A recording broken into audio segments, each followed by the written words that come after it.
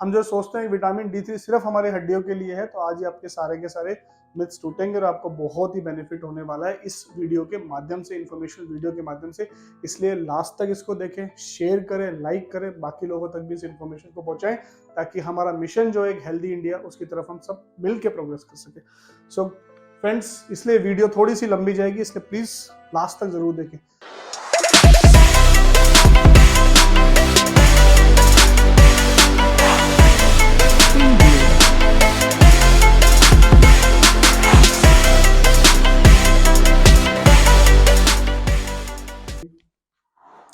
Hello friends, I am Dr. Sunil Saini, trauma and neurosurgeon, expert in limb lengthening, deformity correction and pain management।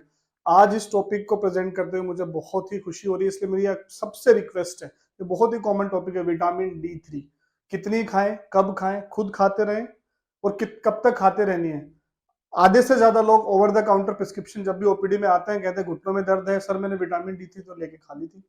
मैं अपने घर वालों को भी vitamin D3 दे रहा हूँ, महीने में कभी 2-4 बार ले लेता हूँ, फिर 6 महीने नहीं लेता हूँ, फिर लेता हूँ। तो आज आपके सारे के सारे मिथ्स इसके अंदर टूटेंगे, आपको बहुत ज्यादा इन्फॉर्मेशन मिलने वाली है और ये इन्फॉर्मेशन आपके परिवार के लिए, आपके जानने वालों के लिए बहुत बेटर होगी, क्योंकि विटामिन D3 की आपको अंदर में जाके पता चलेगा डिटेलिंग में कि कितनी सिग्निफिकेंस है। हम जो सोचते हैं विटामिन D3 सिर्फ हमारे हड्डियों के लिए है, तो आज ये आपके सारे के सारे मिथ्स टूटेंगे और आपको बहुत ही बेनिफिट होने वाला है इस वीडियो के माध्यम से, इन्फॉर्मेशन वीडियो के माध्यम से। इसलिए लास्ट तक इसको देखें, शेयर करें, लाइक करें, बाकी लोगों तक भी इस इन्फॉर्मेशन को पहुंचाएं, ताकि हमारा मिशन जो है एक हेल्दी इंडिया, उसकी तरफ हम सब मिल के प्रोग्रेस कर सके। सो फ्रेंड्स, इसलिए वीडियो थोड़ी सी लंबी जाएगी, इसलिए प्लीज लास्ट तक जरूर देखें। विटामिन हमारे शरीर का एक छोटा सा ऐसा, मतलब हमारे शरीर की ऐसी छोटी सी चीज जिसकी रिक्वायरमेंट हमें हमेशा से होती है, हमारे सेल की फंक्शनिंग के लेवल तक। अगर मैं अपने ह्यूमन बीइंग के पूरे सिस्टम को देखते हुए अगर इसके सबसे छोटे उस पर जाऊं, जैसे अगर आप एक चिप देखें, उस चिप का सबसे छोटा पार्ट क्या होगा, नैनो पार्ट जो उसका होगा, उसी तरीके से हमारे शरीर का जो नैनो पार्ट है वो एक सेल है। हम सब लोग एक सेल से बने हुए हैं, सेल से हमारे मल्टीपल सेल्स बने, हमारे ऑर्गन्स बने, हमारे टिश्यूज बने, और फिर हम पूरा का पूरा सिस्टम, और मल्टीपल सिस्टम से हम पूरा ह्यूमन बीइंग बन चुके हैं। तो इस तरीके से माइक्रो लेवल तक की अगर हम बात करें, तो वहां पे जो माइक्रो न्यूट्रिएंट्स की रिक्वायरमेंट होती है, उसके अंदर एक होता है हमारा विटामिन। और विटामिन को अगर हम ओवरली डिवाइड करें तो दो पार्ट में हम ब्रॉडली डिवाइड कर सकते हैं, that is fat soluble vitamin and water soluble vitamin. जो आप B1, B2, B3, B6, B12 की बातें करते हैं, ये हमारी वाटर सोल्युबल विटामिन होती है, शरीर में से निकलती रहती है। लेकिन जो हमारी D3 है, ये फैट सोल्युबल विटामिन है, इसलिए इसकी टॉक्सिसिटी होने के बहुत ज्यादा चांसेस होते हैं। इसके अगर आप ज्यादा ले लेते हो खुद से, कि बहुत लोगों को टेंडेंसी होती है कि विटामिन D तो मैं ले ही लेता हूँ, क्या फर्क पड़ता है, तो ये आपको टॉक्सिसिटी भी कर सकती है। और मुझे बताते हुए बड़ा दुख हो रहा है कि हमारे पास महीने में कम से कम 8-10 पेशेंट ऐसे निकल जाते हैं जिनको टॉक्सिसिटी हो रखी है, क्योंकि ओवर द काउंटर खुद से ही इसको खाते रहते हैं। तो ये चीज मैंने सॉफ्ट डिस्क्रिप्शन में आपको बताया कि विटामिन D3 एक फैट सोल्युबल विटामिन है, जो हमारे शरीर में सन के एक्सपोजर से बनती है। अब इंपॉर्टेंट ये आता है कि विटामिन D3 हमारे लिए इंपॉर्टेंट क्यों है, तो इसमें हम समझेंगे कि विटामिन D3 का रोल क्या है। जब सन से हमारा एक्सपोजर होता है, हमारी स्किन के नीचे में ये विटामिन D3 बनती है। विटामिन D3 की जो इनएक्टिव फॉर्म होती है, और यही इनएक्टिव फॉर्म हम कैप्सूल्स के फॉर्म में, शैशे के फॉर्म में भी लेते हैं, वो हमारे लीवर के अंदर जाती है। लीवर के अंदर ये एक्टिवेट होके हमारी किडनी के ऊपर एक्ट करती है, और फिर वहां से हमारे कैल्शियम को, जो भी हम खाने में खा रहे हैं, हम जो भी मिल्क एंड मिल्क प्रोडक्ट्स ले रहे हैं जिनके अंदर कैल्शियम है, वो सारा का सारा हमारा पेट में जाता है, हमारे गट में जाता है, और वहां से D3 के माध्यम से वो एब्जॉर्प्शन होके हमारा पूरे का पूरे बोन्स के अंदर आके स्टोर होते हैं। यानी कि हमारी जितनी भी कैल्शियम है शरीर की, उसका स्टोरेज हाउस हमारी बोन्स होते हैं। तो ये सारा का सारा इस पूरे प्रोसेस को, जिसके अंदर पैराथायरॉयड हार्मोन का बहुत बड़ा रोल होता है, इसको हम कहते हैं कैल्शियम हीमियोस्टेसिस, की सब कुछ मेंटेन करके रखना है हमें, कि भैया कैल्शियम और D3 का ऐसा बैलेंस चले साथ में पैराथायरॉयड हार्मोन के लेवल से, कि आना जाना कैल्शियम का ब्लड में बना रहे, और इसी को कहते हैं स्टेसिस, यानी कि मेंटेनेंस पूरी की पूरी बनी रहे। तो जैसे मैंने दिखाया कि आपने सीरम कैल्शियम लिया, जैसे आप सीरम कैल्शियम, यानी कि आप सीरम कैल्शियम जैसे कम होता है, पैराथायरॉयड हार्मोन हमारा एक्टिवेट हो जाता है, और वहां से हमारी हड्डियों में से जो है कैल्शियम निकलने लग जाता है। इस तरीके से सीरम कैल्शियम मेंटेन्ड होता है। तो हम विटामिन D3 के माध्यम से सारा का सारा कैल्शियम एब्जॉर्व करते हैं अपने खाने से, फिर वो किडनी में जाता है, किडनी से एक्सक्रीशन भी हो सकता है, और फिर वो जो बचा हुआ होता है वो हमारा का सारा बोन्स के अंदर एक्यूमुलेट हो जाता है। इसी को कहते हैं हम लोग बोन टर्नओवर इंक्रीज होना, और ये पूरा का पूरा जो मेंटेन होता है उसको कहते हैं सीरम कैल्शियम को हेमोस्टेसिस मेंटेन करके रहना। यानी कि विटामिन D3 और जब हमारा पैराथायरॉयड हार्मोन एक दूसरे के साथ कोलैबोरेट करेंगे तब हमारा कैल्शियम लेवल मेंटेन रहता है। ये कुछ मैंने फैक्ट्स दिखाए कि विटामिन डी थ्री के जो रिसेप्टर्स, विटामिन डी थ्री जब काम करता है, क्योंकि एक फैट सोल्युबल विटामिन है तो इसके रिसेप्टर्स चाहिए। तो ये हमारे शरीर में कहाँ कहाँ इसके रिसेप्टर्स हैं? एक तो बोन्स में आपने देखा, इम्यून सिस्टम के अंदर देखा हमने, उसके अलावा हमारी मसल्स में, हमारे हार्ट के अंदर, हमारे स्किन में, इन सब के अंदर इसके रिसेप्टर्स होते हैं। इसलिए आप समझ सकते हो अगर इसकी डेफिशिएंसी हमारे शरीर में होती है तो ना केवल हमारी हड्डियों को बल्कि हमारे स्किन को, हमारे मूड को, हमारे नर्वस सिस्टम को, इन सबको वो अफेक्टेड करता है। ये मैंने एक शॉर्ट में आपको दिखाया समझाने के लिए कि किस तरीके से विटामिन डी थ्री जब हम सन से एक्सपोज होते हैं तो विटामिन डी थ्री हमारे शरीर में बनना शुरू होता है और ये इनएक्टिव फॉर्म होता है और इसी इनएक्टिव फॉर्म को हम सप्लीमेंटेशन के रूप में भी लेते हैं। जब आप कैप्सूल लेते हो, नैनो शॉट्स लेते हो, अगर आप सैशेज लेते हो, इन सब के अंदर यहाँ पे हम विटामिन डी हमारे पास इनएक्टिव फॉर्म में आता है और फिर वो लिवर में एक्टिवेट होता है और फिर सारा का सारा जो सिस्टम अभी तक मैंने समझाया उसको वो मेंटेन करता है।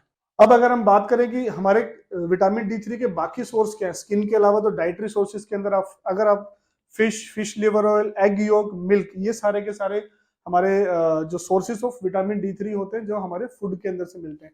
अगर आपको डी थ्री की डेफिशिएंसी, तो घर बैठे कैसे पता चलेगा कि आपको डी थ्री की डेफिशिएंसी हो रही है? अभी तक तो हमें सिर्फ यही पता था कि बोन्स की होती है।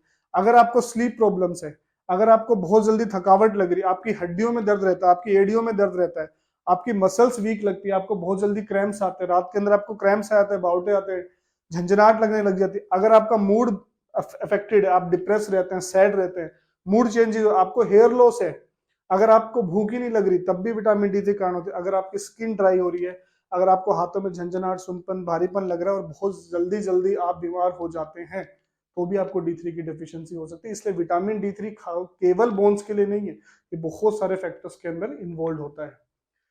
ये रिकमेंडेड डोज है, ये वो डोज है जब हमें डेली चाहिए मेंटेनेंस के लिए। लेकिन अगर हमें डेफिशिएंसी हो जाती है तो हमें ब्लड टेस्ट से इसका पता चलता है कि कितनी डेफिशिएंसी है। और इसी मुद्दे पे मैं आज ज्यादा फोकस करना चाहता हूँ कि हम यूजुअली क्या करते हैं कि ओवर द काउंटर प्रिस्क्रिप्शन खुद से ले रहे होते हैं, ओवर द काउंटर मेडिकेशंस ले रहे होते हैं। इसलिए मेरी आप सबसे एडवाइस है, अगर आप अफोर्ड कर सकते हो, साल में एक बार अपना विटामिन डी थ्री लेवल जरूर चेक करें। न्यू ईयर का समय आ रहा था, इस समय जरूर चेक करें ताकि आप साल भर आपको पता रहे कि क्या मेडिकेशन लेनी है। अगर आपको तीन फैक्टर्स होते हैं, वन इज सफिशिएंसी, अगर आप बिल्कुल ठीक है तो सफिशिएंट है तो आप मेंटेनेंस डोज लेंगे।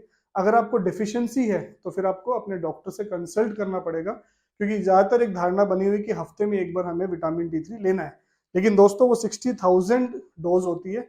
अगर आपकी विटामिन डी थ्री की डेफिशिएंसी काफी ज्यादा है तो बहुत बार हमें इंजेक्टेबल फॉर्म्स के अंदर भी विटामिन डी थ्री देना पड़ता है ताकि हम उस लेवल को जल्दी से जल्दी ला सकें।